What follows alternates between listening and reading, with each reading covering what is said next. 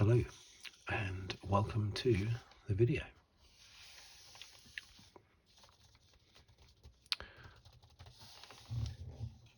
And this one, as you can see, I have decided to take a look at the first of many old newspapers that I have. I'm just trying to think why I actually have them now. I think they were originally my dad's newspapers. He's still around, but I have his newspapers for some reason. So I thought I would start a little series looking at them. Now this one, this was honestly the first one I picked up. I didn't pick this one deliberately, and yet it has a Formula One article in it, because this was the Sunday Times on the 23rd of May 1982, basically the day of the Monaco Grand Prix 1982. This article talks about Gilles Villeneuve exorcising the ghost of Gilles, because Gilles Villeneuve died at the previous race, the Belgian Grand Prix at Zolder. So this article just talks about him a little bit, and also gives the statistics from qualifying. Let's just open this up a little bit. Just up here it says champagne is no drink in which to drown your sorrows. Is this in focus? I hope so. But at Zolder it went down in big gulps when Watson won, John Watson, when Villeneuve was dead, awake perhaps. Each race is a celebration for some, a sorrow for others. When the family reassembled in the Baroque honky-tonk Monaco,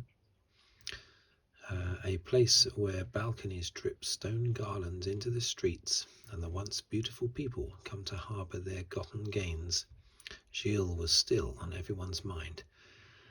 It's like reading Wordsworth. It's very wordy, this particular columnist. But yeah, then it just talks about let's just see, it chats about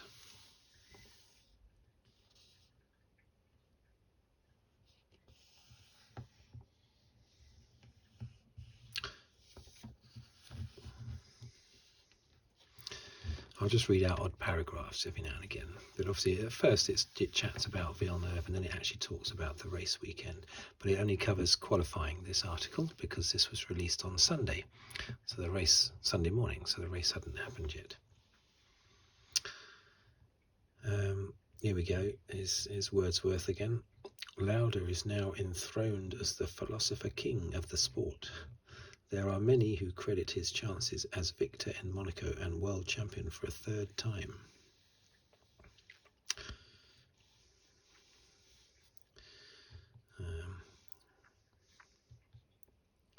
First on the Thursday by René Arnoux, who took his turbocharged Renault around the circuit at a speed a full second faster than last year's pole position.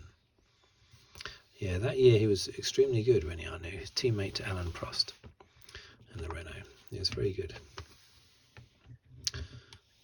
This video isn't just about Formula One, but I couldn't ignore this article on the back.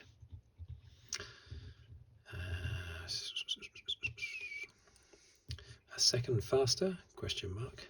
No, 2.5 seconds faster than last year, and the sporting authorities want to slow Formula One down. Behind Prost stands John Watson with disputed points and a fine win over Rosberg, Keke Rosberg, Nico Rosberg's dad, in Belgium. John, consistently in the placings, could do no better than 10th place on the grid. Next in the championship standings, in which 8 points separate the top 6, come Rosberg, Lauda, Peroni and Alboreto. Just talking about the championship positions going into the race weekend and talking about qualifying. And right at the bottom here, actually, I remember this years ago. I would have to study that. Now, of course, you just go online or you watch the hours and hours and hours and hours and hours of footage on TV. But back then, all you had was that. That's the statistics for that's the grid positions, basically. I'm not sure how clearly you can see that, probably not very well.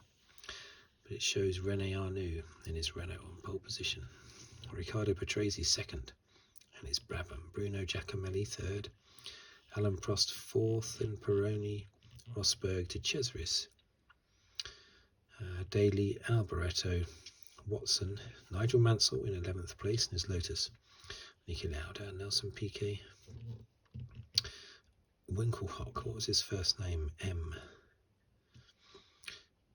can't remember what his first name was. Elio De Angelis, Eddie Cheever, Brian Henton, I think his name was, Jacques Lafitte, Mark Schurer, E. Salazar, what was his name? Eduardo Salazar, maybe. Anyway, so yeah, quite interesting.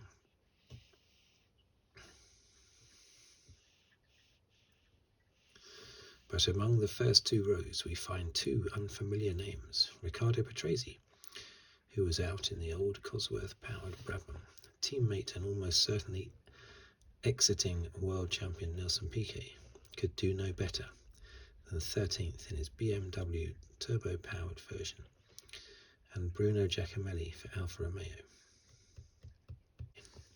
Because Nelson Piquet was the defending champion in 1982, and he won it for a second time the following year, 1983. One risk too many did Villeneuve in. We miss the pleasure of his company, but mere attrition is boring. So there you go. A somber piece on Villeneuve. I haven't read most of it, of course. Somber comments about Villeneuve mixed in with comments about qualifying for the Monaco Grand Prix, all mixed together. Wembley's phony war. So Queen's Park Rangers 1, Tottenham Hotspur 2, Tottenham Hotspur 1. Yeah, very good. Football. Let's see.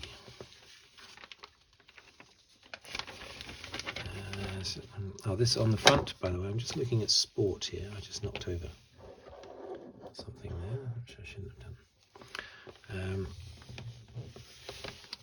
Well, I'm just covering sport in this video, but on the front, of course, we have the Falklands War. I don't want to get political though, so I don't want to particularly cover that. But I remember that. I was 11 years old at the time. Falklands War. Harrier jump jet there. But anyway, we're not going into that. I might do if I feel brave enough. It's a bit political though. I might have some Argentinian viewers of my channel, you see. So the smooth swinging wizard.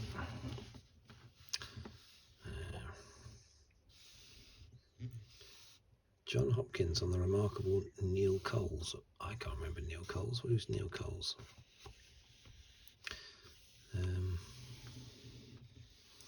Anyway, I'm not going to read that because it's about some golfer that I've never even heard of. These newspapers are so big. What have we got over here? Oh, World Cup Focus. Here you go. Because, of course, 1982 was España 82.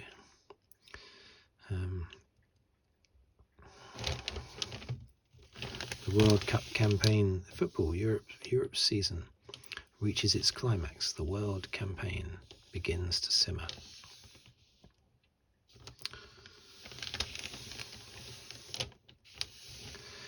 World Cup focus. Okay, so what are they talking about here? Old Dutch Masters. England have 3 games left before they play France in Bilbao. The first of them, I think that was the England's first game in the World Cup was against France. I think we beat them 2-1.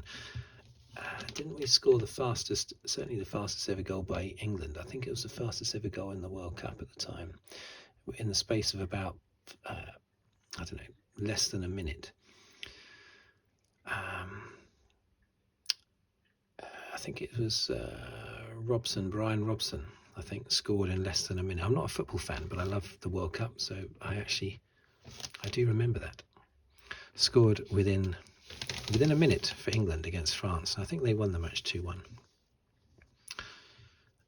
England have 3 games left before they play France in Bilbao, the first of them next Tuesday at Wembley, against a Dutch team unlikely to exert themselves too much. Picked on the basis of nostalgia, Holland will include the superb sweeper Krol, provided he can get to New York next day to play for Naples. Peters, who got both goals when Holland last played and won in, and Van der Kerkhoff and the Van der Kerkhoff brothers.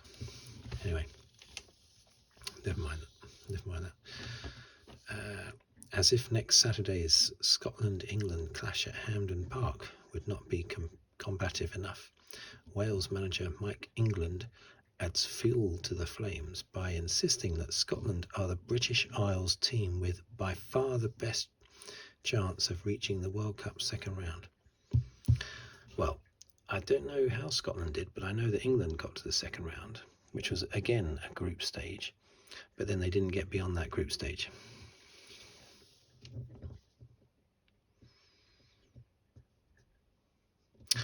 There you go. Be prepared. This is warning us. Be prepared. I'm just saying. The possibility of England, Scotland and Northern Ireland being forced out of the World Cup by the Falklands crisis isn't being taken very seriously by the countries which would replace them. England withdraw. We fully expect England to play, said the Romanian FA spokesman last week. The Swedish FA secretary, Robert Hanadi, said that according to FIFA, there was only a 1% chance of the British Isles teams pulling out, and in that event, I would say it is only a 50-50 chance that we would accept the invitation. We have prepared nothing. The Portuguese FA wants to know by May the 29th, the day of the Portuguese Cup final, but we are not preparing to be in Spain. So the 3 teams that would have replaced Northern Ireland, England and Scotland were not expecting that to happen, and indeed it didn't happen. So who have we got here then? Oh dear. Okay, I can't feel this in the shot.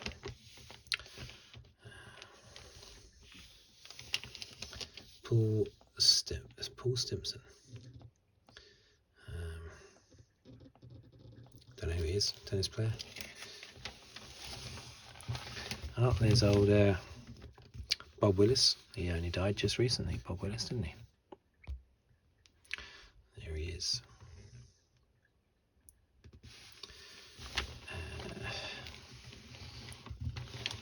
England's Sergeant Major gets his command. The captaincy of England, for however short a spell, is a just and fitting reward for Bob Willis. I never knew he was captain of the England cricket team. He has been England's vice-captain and dressing room sergeant major for no fewer than 4 of his 9 tours. The last time I wrote in praise of his many virtues, the piece finished up as a how do you pronounce that? Sood's Corner entry in Private Eye. Fair enough for me, but not for him. Undeterred, here goes again perforce, because Willis has created an influence for good unequalled in the England side these past 10 years. Okay, there's Mike Brearley. He was used to be England captain for a while back in the 70s. So late 70s. Then he got replaced, and then I think he came back again. Got replaced by Ian Botham, didn't he? And then he was brought back again. from what I remember.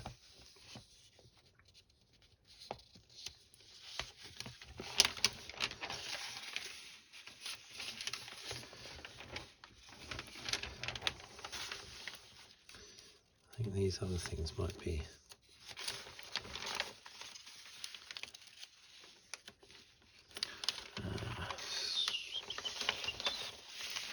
there's lots of adverts in here.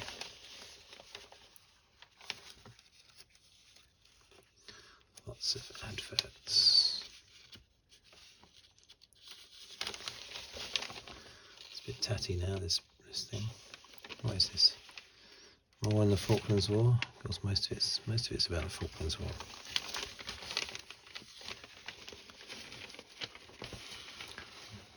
Lots about the Falklands War there, but I don't want to get too political. But let's go back. What's going on here is writing.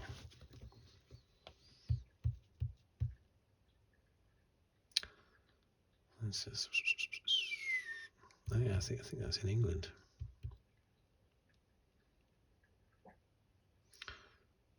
Okay. There we go. It's a little tennis piece about Bjorn Borg. That's who they refer to there, the Swedish line. 5-time Wimbledon champion. Have we lost Bjorn Borg only to find immediately another Swede? Oh, it's not about Borg. In exactly the same mould, and who may follow in his footsteps. Mats Wilander. Yeah, he won plenty of tournaments on clay, but never won Wimbledon. Now he's always a tennis pundit on sort of Eurosport, I think. Mats Wilander, 17, a pale-faced, relatively short-haired, blonde Galahad, possessed of the same modest yet steely temperament, and with ground strokes nearly as lethal as those of Borg himself, is a Swedish youngster most likely to set tongues wagging at Wimbledon in 1 month's time. Yeah, so Borg won it 75, 76, 77, 78, 79, didn't he? And no, 76. Sorry, Arthur Ashe won it in 75, the American. Borg won it 76, 77, 78, 79, 80. 81, McEnroe won it, beating Borg in the final. The first of McEnroe's 3 wins.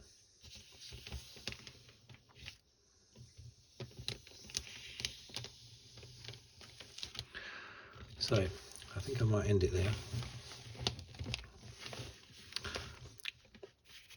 I'll do more of these videos on these newspapers if requested, basically.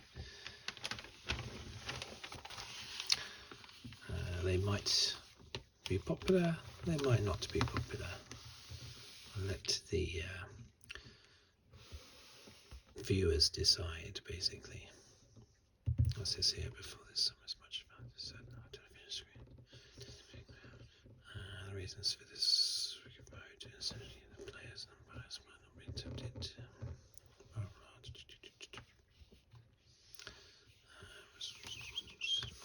I don't need to read any more of that. Okay, so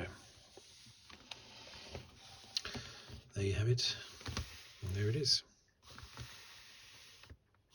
A newspaper that has been in my family since the 23rd of May 1982.